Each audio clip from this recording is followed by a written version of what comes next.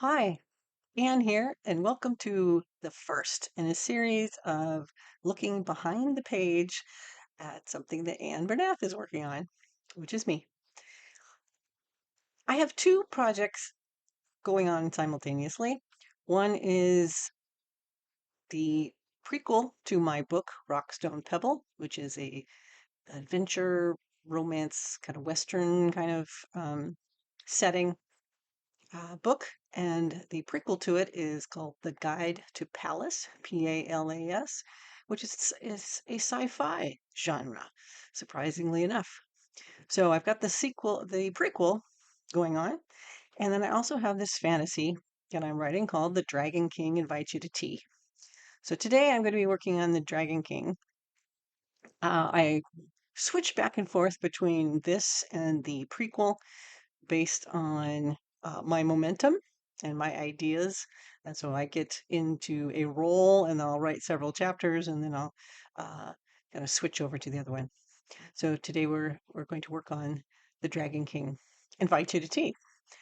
The idea for this was basically the title. So I thought of this title and I liked it. Why I had some idea that dragons and tea parties went together uh, is unclear. I think it might have to do with there is a card game slash board game called um, Tea Society, Dragons Tea Society, or something like that, with dragons and tea. Um, I haven't played the game. I don't know anything about it, but it's possible that it that inspired me to come up with this title.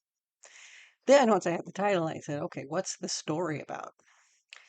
Um, so first, I want to tell you a little bit about my process, or how I go about writing these stories. Um, so I work in Word, solely in Word, Microsoft Word.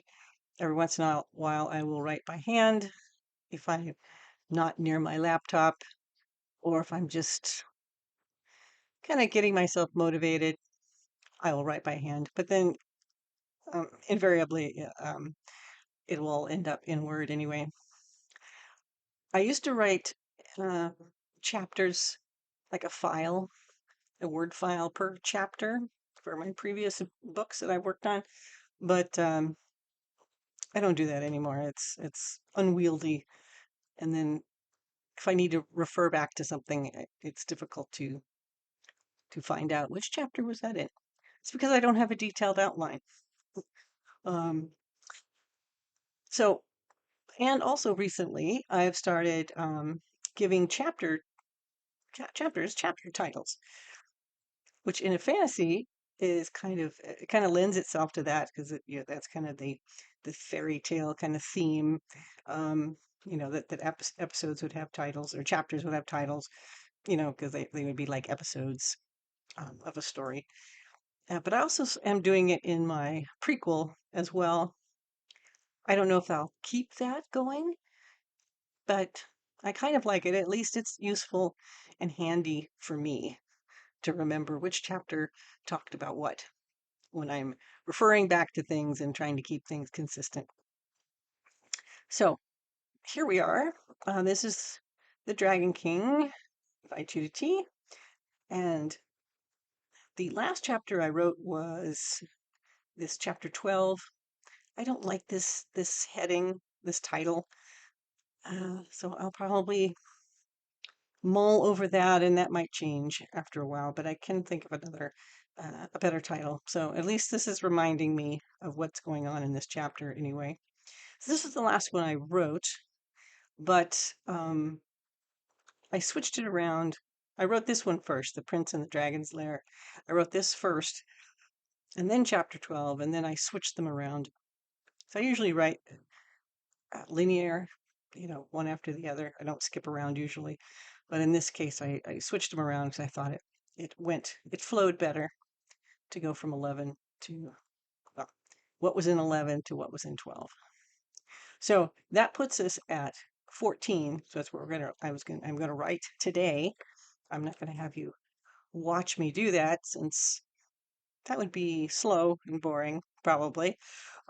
Maybe in the next video that follows this one, you can see what happened, what I did right in this chapter, and we'll talk about it a little bit.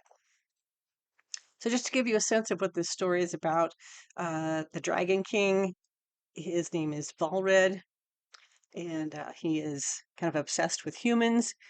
He's built a castle. He lives in a castle and requires all of his staff to be in human form. These dragons can take human form while working in the castle. He likes to be in the castle. He likes to visit the human lands. He flies out at night, of course, in his dragon form, or not necessarily at night, but during the day, whenever, to see what the humans are doing, because he's fascinated by them. And in one such flight, he sees all these visions suddenly pop up in his mind, and uh, of this woman, and he doesn't understand it. But he knows that for some reason he's now smitten with this woman, who's a human woman, and now he has this dilemma. I was like, what am I going to do about this? Um, I'm a dragon king. I can't just, go with this common woman. Can't be with this woman, but I'm kind of obsessed. So that's his dilemma. That's how we start things off. And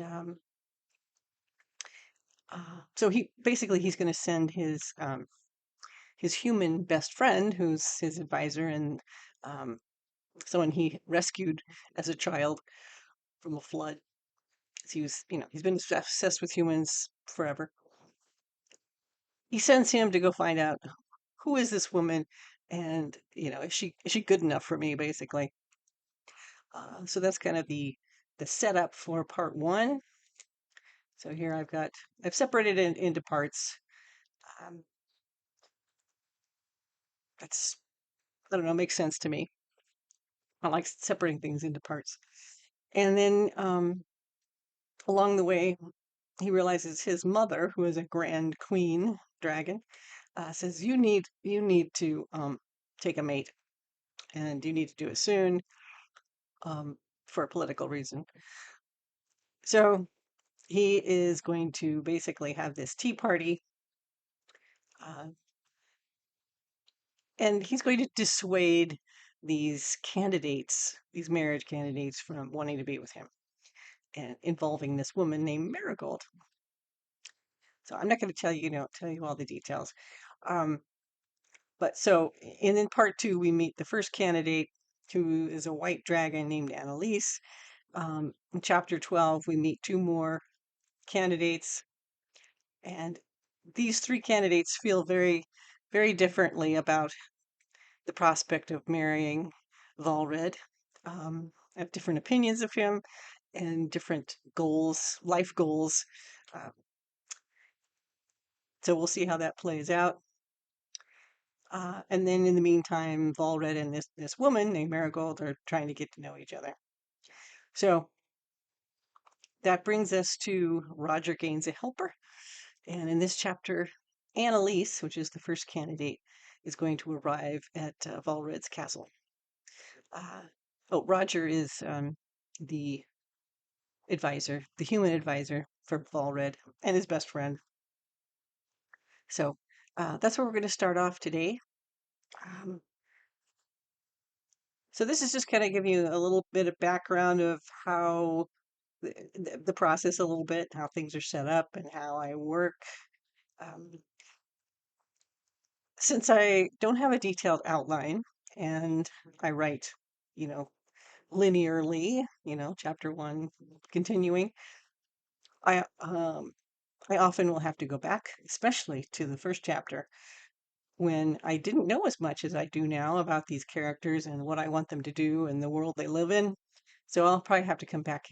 I know I'll have to come back in here and do some tweaking, but I don't, and I know some specific things I want to tweak, but I'm not going to do that today. Well, I might, but tune back into chapter two of this adventure, and we'll see what happened. So hopefully that was, I don't know, interesting at all. Um, and we'll be back to see what I write in chapter 14. Okay, till next time. Bye.